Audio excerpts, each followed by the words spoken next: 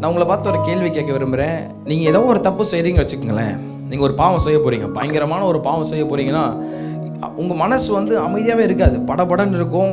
மனசு ஓரத்தில் ஏதோ ஒரு சத்தம் கேட்கும், இது நீ ஒரு தப்பு செய்ய போகிற, நீ செய்யாத அப்படின்னு சத்தம் கேட்குதா? கேட்டிருக்கா? எத்தனை பேர் கேட்டிருக்கு? உண்மையாக சொல்லணும், மனசாட்சிக்கு உண்மையாக சொல்லலாம், கேட்டிருக்கு, கண்டிப்பாக கேட்கும். சிந்தையில் ஒரு ஓரத்தில் யாரோ ஒருத்தர் சொல்கிறது போல இருக்கும், நீ செய்கிறது தப்புப்பா, ஆண்டவர் நான் பார்த்துட்டு இருக்காரு, இந்த தப்பை செய்யாதேன்னு சொல்லணும். ஆனால் இன்னைக்கு நம்ம இன்னைக்கு என்ன பண்ணுறோம்? அதையும் மீறி தவறு செய்து ஆண்டவரை துக்கப்படுத்துறோம். நான் நினைக்கிறேன் நீங்கள் ஃபோனில் ஒரு அசிங்கமான காரியத்தை பார்த்துட்டு இருக்கிறீங்க. கவனிங்க பாபோ, வாலிபர்கள், ஒரு ஃபோனில் ஒரு அசிங்கமான காரியத்தை பார்க்குறீங்க. 4 செவத்துக்குள்ளே தான் இருக்கிறேன், இதுக்கு என்னை மீறி யார் என்னை பார்த்துட போகிறான்ற ஒரு தைரியம் உங்களுக்குள்ளே இருக்கும். யாரடா என்னை பார்த்துட போகிறேன், நான் தானே பார்க்குறேன் அப்படின்னு. இல்லைங்க, நான் நினைக்கிறேன் ஆண்டவரும் அதே ரூமில் தான் ஓரத்தில் உட்காந்து அழுதுட்டு இருப்பாரு. நான் உன்னை எதற்காக படைத்தேன்?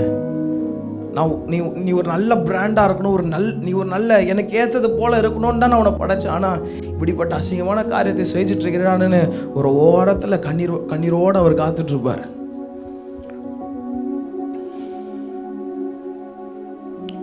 ஆண்டவர் அனைவரோடு பேசிட்டு இருக்கிறார்.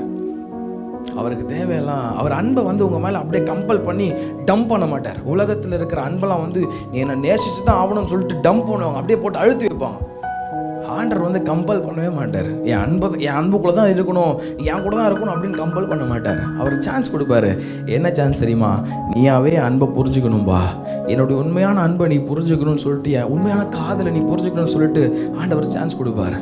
அதனால தான் வேதத்தில் ஒரு அழகான வசனம், ஒருவன் என் சத்தத்தை கேட்டு கதவை திறந்தால் நான் உள்ளே பிரவேசித்து அவனோடு போஜனம் பண்ணுவேன், அவனும் என்னோடு போஜனம் பண்ணுவான்.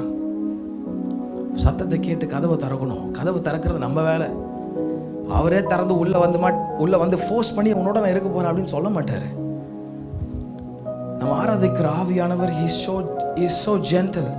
அவர் ஜென்டல் ஸ்பிரிட். அந்த அன்பை அழுத்த மாட்டார் போட்டு, நீயாவே புரிஞ்சுக்கணும்னு சான்ஸ் கொடுப்பாரு. இன்னைக்கு ஒரு தீர்மானம் எடுங்க, ஆண்டவரே அந்த அன்பை புரிஞ்சுக்க எனக்கு கிருபை தாங்க ஆண்டவரே. ஆமென். எத்தனை பேர் ஒரு தீர்மானம் எடுக்க போறீங்க?